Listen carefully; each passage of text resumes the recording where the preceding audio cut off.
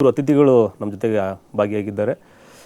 ಸಾಕಷ್ಟು ಕಾಮಿಡಿ ಸಿನಿಮಾಗಳನ್ನ ಮಾಡಿ ಬಂದಂಥ ಒಂದಷ್ಟು ಆ ಒಂದು ಕಾಮಿಡಿ ಕಿಕ್ ಕೊಟ್ಟಂಥ ನಟರು ಒಬ್ಬರು ಶ್ರೀವತ್ಸ. ಹಾಯ್ ಸರ್, ಕಾರ್ಯಕ್ರಮಕ್ಕೆ ಸ್ವಾಗತ. ಮತ್ತೊಬ್ಬರು ಥ್ಯಾಂಕ್ ಯು ಸರ್. ಮತ್ತೊಬ್ಬರು ಶ್ರೇಯಸ್, ನಿಮಗೂ ಕೂಡ ಕಾರ್ಯಕ್ರಮಕ್ಕೆ ಸ್ವಾಗತ. Thank you. ಎಸ್, ಈಗ ಓಡ್ತಾ ಇರೋದು ಬ್ಯಾಂಕ್ ಆಫ್ ಭಾಗ್ಯಲಕ್ಷ್ಮಿ ಅಂತೇಳಿ ಒಂದು ಬಂದಿರುವಂಥ ಟೀಸರು, ಬಂದಿರುವಂಥ ಗ್ಲಿಮ್ಸ್ಗಳು ತುಂಬ ಚೆನ್ನಾಗಿದೆ.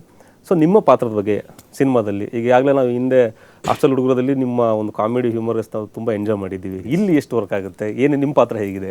ಸೊ ಹಾಸ್ಟೆಲ್ ಹುಡುಗರಿಗೂ ಮತ್ತು ಇದಕ್ಕೂ ಕಂಪೇರ್ ಮಾಡಿದ್ರೆ ತುಂಬ ಡಿಫ್ರೆನ್ಸ್ ಇದೆ. ಆ್ಯಂಡ್ ಇದರಲ್ಲಿ first time Abhi sir phone ಮಾಡಿದಾಗ, ನಮ್ಮ ಡೈರೆಕ್ಟರ್ ಫೋನ್ ಮಾಡಿದಾಗ ಈ ಥರ ಒಂದು ಕ್ಯಾರೆಕ್ಟರ್ ಇದೆ, ಸೊ ನೀನು ಅಲ್ಲಿ ಏನು ಮಾಡಿದ್ಯೋ ಅದನ್ನೇ ಇಲ್ಲಿ ಮಾಡಬೇಕಾಗತ್ತೆ ಅಂತ ಅಂದರು. ಓಕೆ ಸರ್, ಏನು ಹೆಸರು ಇರ್ಬೋದು ಏನು ಅಂತ ಕೇಳಿದೆ. ಆ್ಯಕ್ಚುಲಾಗಿ ಸಿನಿಮಾದಲ್ಲಿ ಒಂದು ಹೆಸರಿದೆ, ಅದು ಯಾವತ್ತೂ ಕರೆದಿರಲ್ಲ. ನನ್ನ ಹೆಸರು ಇದರಲ್ಲಿ ರ್ಯಾಬಿಟ್. ಸೊ ಒಂದೊಂದು ಪಾತ್ರಕ್ಕೆ ಒಂದೊಂದು ಹೆಸರು, ಒಂದೊಂದು ಪಾತ್ರಕ್ಕೆ ಒಂದೊಂದು. ಇವಾಗ ಫಾರ್ ಎಕ್ಸಾಂಪಲ್ ಇವನು ಪಾಂಡ, ಆಮೇಲೆ ಅಲ್ಲಿ ದೀಕ್ಷಿತ್ ಅವರು ಟೈಗರ್ ಆಗಿರ್ತಾರೆ, ಮತ್ತೆ ಇಲ್ಲಿ ಇನ್ನೊಬ್ರು ಏನಪ್ಪ ಕಾಂಗ್, ಅದಕ್ಕೆ ಹಾಕೊಂಡಿರ್ತೀವಿ.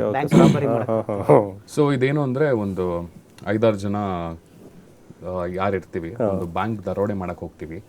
ಅಲ್ಲಿಂದ ಏನಾಗತ್ತೆ, ಒಂದು ಸಿಚುಯೇಷನಲ್ ಕಾಮಿಡಿ ಅಂತ, ಸಿಚುಯೇಷನಲ್ ಕಾಮಿಡಿ, ಒಂದು ಸೆಟೈರ್ ಕಾಮಿಡಿ, ಇದ್ರ ಪ್ರಕಾರ ಒಂದು ಸ್ಟೋರಿ ನಡೀತಾ ಹೋಗುತ್ತೆ. ಆ್ಯಂಡ್ ನಾವು ಈ ಜರ್ನಿನಲ್ಲಿ ಆ್ಯಕ್ಚುಲಾಗಿ ನಮಗೆ ಏನೋ ಸಿನಿಮಾ ಶೂಟ್ ಮಾಡ್ತಾ ಇದೀವಿ ಅಂತ ಅನ್ಸಲಿಲ್ಲ. ನಾವೆಲ್ಲ ಒಂದು ದೊಗ್ಗಟ್ಟಾಗಿ ಒಂದಷ್ಟು ಫ್ರೆಂಡ್ಸ್ ಕೂತ್ಕೊಂಡು ಮಾತಾಡಿಕೊಂಡು, ಆಮೇಲೆ ದೀಕ್ಷಿತ್ ಜೊತೆ ಕೂತ್ಕೊಂಡು ರಿಹರ್ಸಲ್ಸ್ ಕೂಡ ಮಾಡ್ತಾ ಇದ್ವಿ.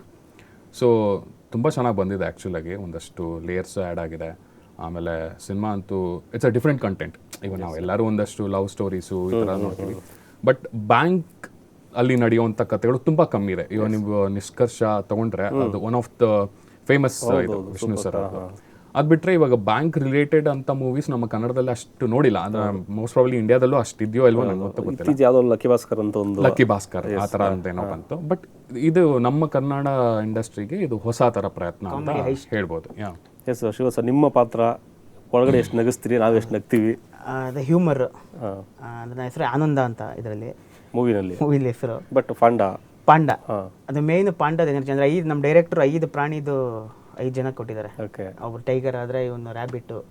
ಪಾಂಡ ಹೆಂಗಿರತ್ತೆ ಹಂಗೆ ಇದ್ದೀನಿ ಸ್ಕ್ರೀನ್ ಮೇಲೆ. ಒಂದು ಪಾಂಡ ಹೆಂಗೆ ಓಡಾಡ್ತಾ ಇರುತ್ತೆ, ಆನ್ ಸ್ಕ್ರೀನ್ ಆಫ್ ಸ್ಕ್ರೀನ್ ಆ ಥರ ಇದೆ. ಮೇಯ್ನು ಅಂದರೆ ನಾನು ಪ್ರೀವಿಯಸ್ ಮಾಡಿದ್ದು ಸಿನಿಮಾ ಎಲ್ಲ ಕಾಲೇಜ್ದಾಯಿತು, ಕಾಲೇಜ್ ಯೂತ್. ಇದು ಫಸ್ಟ್ ಟೈಮು ನಿನ್ನ ರೋಲ್ ಇದರಲ್ಲಿ ಕಳ್ಳ ಅಂದಾಗ ಭಾಳ ಖುಷಿ ಆಗೋಯ್ತು. ಸದ್ಯ ಸ್ವಲ್ಪ ಒಂದು ಒಳ್ಳೆ ದೊಡ್ಡ ರೋಲ್, ದೊಡ್ಡವಂಥರ ಅನಿಸ್ತೀನಿ ಅಂದ್ಬಿಟ್ಟು. ಬಟ್ ಆ ಕಳ್ಳ ತಾದ್ರೂ ಬೇಸಿಕ್ಲಿ ಮಜೂರ್ಗಳು, ಯಾರೂ ಬ್ರಿಲಿಯಂಟ್ ಇಲ್ಲ. ಆ ಥರದೊಂದು ಗ್ಯಾಂಗ್ ಹೋದಾಗ ಹಿಂಗಿರುತ್ತೆ ಒಳಗಡೆ ಅಂತ.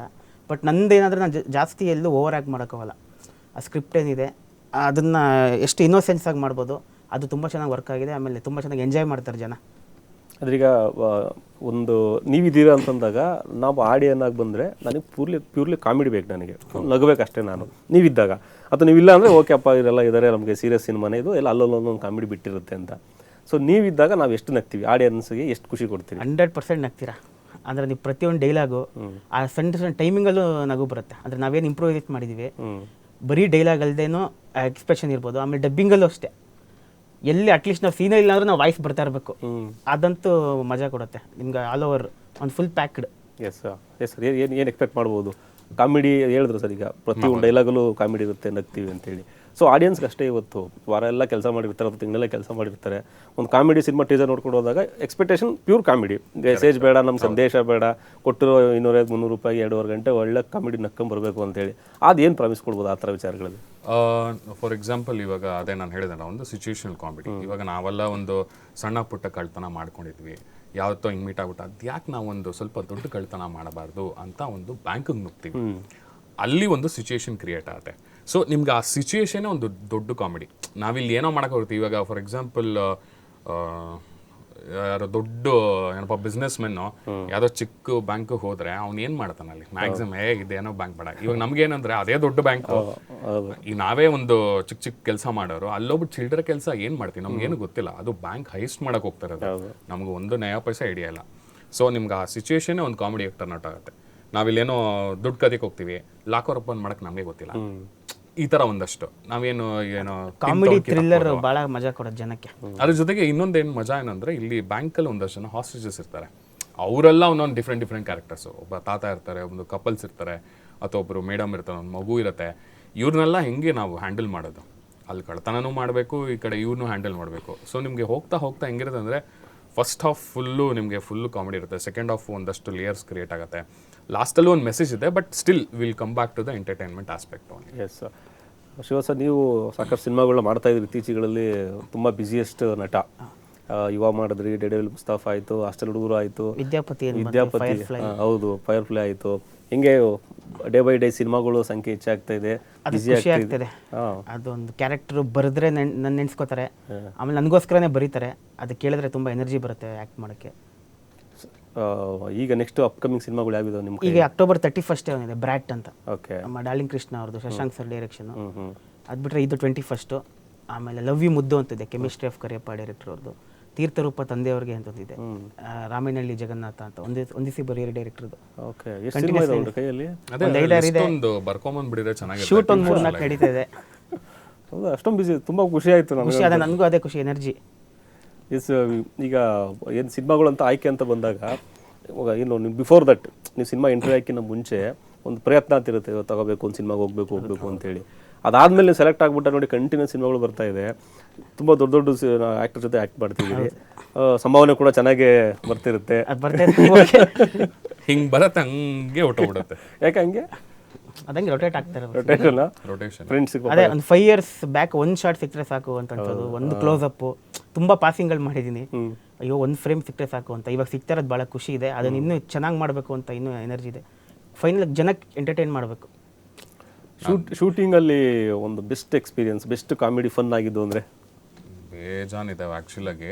ಅದು ಹೆಂಗೆ ಹೇಳೋದು ಅಂತ ಗೊತ್ತಿಲ್ಲ, ಅಂದರೆ ಅದನ್ನು ಒಂದು ಕೂಡಿಟ್ಬಿಟ್ಟು ಇದು ಚೆನ್ನಾಗಿದೆ ಇದು ಚೆನ್ನಾಗಿದೆ ಅಂತ ಹೇಳೋಕ್ಕಲ್ಲ. ಬಟ್ ಒಂದು ಅದೇ ಹೇಳ್ದಂಗೆ ನಾವು ನೈಟ್ ಆ್ಯಂಡ್ ಡೇ ಶೂಟ್ ಮಾಡ್ತಾನೆ ಇದ್ವಿ ಆಲ್ಮೋಸ್ಟು. ಸೊ ಒಂದೊಂದು ಟೈಮು ಬರೀ 3 hour ಇದ್ದೆ, ನಾನು ಬೇರೆ ಇನ್ನೊಂದೆಲ್ಲೋ ಕೆಲಸಕ್ಕೆ ಹೋಗಬೇಕಾಗಿತ್ತು. ಅವಾಗ 3 ಗಂಟೆಗೆ ಬಂದರೆ ಅವ್ರು ಕ್ಯಾಮ್ರಾ ಹಿಂಗಿಟ್ರೆ ನಾನು ಹಿಂಗಿರ್ತೆ, ಅವರು ನಾನು ಮೊದಲೇ ಕಣ್ಣು ಚಿಕ್ಕದು, ಅವರು ಓಪನ್ ಮಾಡಿ ಶ್ರೇಯಸ್ಸನ ಹಿಂಗೆ ಓಪನ್ ಮಾಡಿದ್ರೆ ಹಿಂಗೆ 2 ನಿಮಿಷ ವಾಪಸ್ ಕಣ್ಣು ಕೆಳಗೆ ಹೋಗ್ಬಿಡುತ್ತೆ. ಅದಾದಮೇಲೆ ನಮ್ಮ ಇದರಲ್ಲಿ ಒಂದು ಕಾಂಗ್ ಕ್ಯಾರೆಕ್ಟರ್ ಅಂತ ಒಬ್ರು ಇದ್ದಾರೆ, ಅವ್ರು ತುಂಬಾ ಮೃದು ಏನು ಗೊತ್ತಿಲ್ಲ, ಸುಮ್ಮನೆ ಅವರು ಒಂದು 30 ವರ್ಷ ಇರ್ಬೋದು ಅವ್ರಿಗೆ, ಆದರೆ ಇನ್ನೂ 8 ವರ್ಷದ ಮಗು ಥರ. ಅವ್ರಿಗೆ ಏನಂದ್ರೆ ಏನು ಗೊತ್ತಿಲ್ಲ. ಸೊ ನಾವು ಅವರೇ ಕಾಮಿಡಿ, ಅವ್ರಿಗೆ ಏನೋ ಹೇಳ್ಕೊಟ್ಟು ಅಲ್ಲೇನೋ ಹೋಗಿ ತಲ್ಲೆ ಮಾಡಿಸಿ ಅಲ್ಲೆಲ್ಲೋ ಅವ್ರು ಬೈಸ್ಕೊಂಡು ಅವ್ರಿಗೆ ಗೊತ್ತಿಲ್ಲದೆ ಈ ಥರ ಸಣ್ಣ ಪುಟ್ಟ ಮಾಡ್ತಾಯಿದ್ವಿ.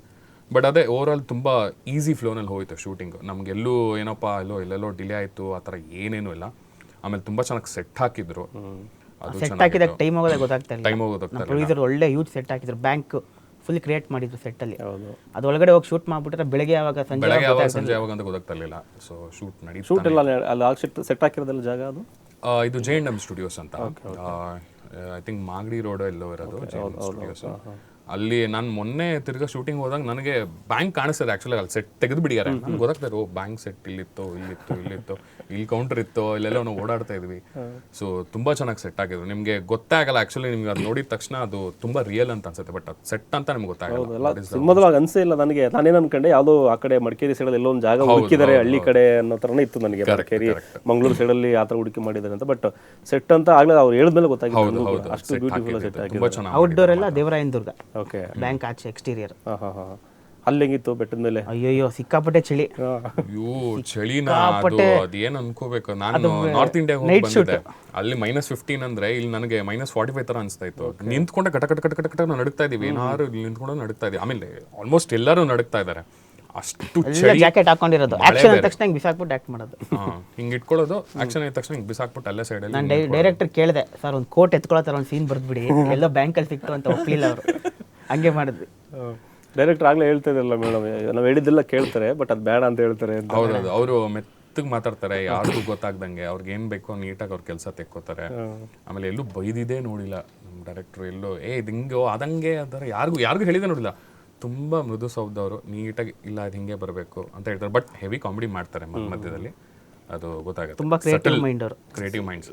Is a very editor as well. ಆಮೇಲೆ VFX studio, Pinaka studios, one of the, ಇವಾಗ ಚಾರ್ಲಿ 77 ಎಲ್ಲ ನೋಡಿದ್ರೆ ಮಾಡಿರೋದು ಅವರೇ. I mean he was also editor for with Suni sir, ಅವಾಗ ಮುಂಚೆಯಿಂದ ಮಾಡಿ ಬಂದೆ. ಸೊ ಅವ್ರಿಗೆ ಸಿನಿಮಾ ಏನು ಬರಬೇಕು ಅನ್ನೋದು ಆಲ್ರೆಡಿ ಅವ್ರ ತಲೆಯಲ್ಲಿ ಇರುತ್ತೆ, ಆ ಇಮೇಜಸ್ ಇರುತ್ತೆ, ನಾನು ಇಲ್ಲಿ ಕಟ್ ಮಾಡಿದ್ರೆ ಇಲ್ಲಿ ಕನೆಕ್ಟ್ ಆಗುತ್ತೆ ಅಂತ. So he has done A very fantastic job actually. ನಿಜಕ್ಕೂ ಒಂದೊಳ್ಳೆ ಪ್ರಯತ್ನ ಆಗ್ತಿರುವಂಥ ಸಿನಿಮಾ. ಇವತ್ತಿನ ಪ್ಯಾನ್ ಇಂಡಿಯಾ, ಪ್ಯಾನ್ ವರ್ಲ್ಡು, 1000 ಕೋಟಿ 200 ಕೋಟಿ 500 ಕೋಟಿ ಸಿನಿಮಾಗಳ ಮಧ್ಯೆ ಅಪ್ಪಟ ಕನ್ನಡ ಸಿನಿಮಾ ಒಂದು ತೆಲುಗು ಭಾಷೆಗೂ ಹೋಗ್ತಿದೆ. ಸೊ ಈ ಮೂಲಕ ನೀವು ಕೂಡ ಅಲ್ಲಿ ಎಸ್ಟಾಬ್ಲಿಷ್ ಆಗ್ತಿದ್ದೀರಿ, ಅಲ್ಲಿ ಮುಂದಿನ ಅವಕಾಶಗಳು ಸಿಗ್ಬೋದು.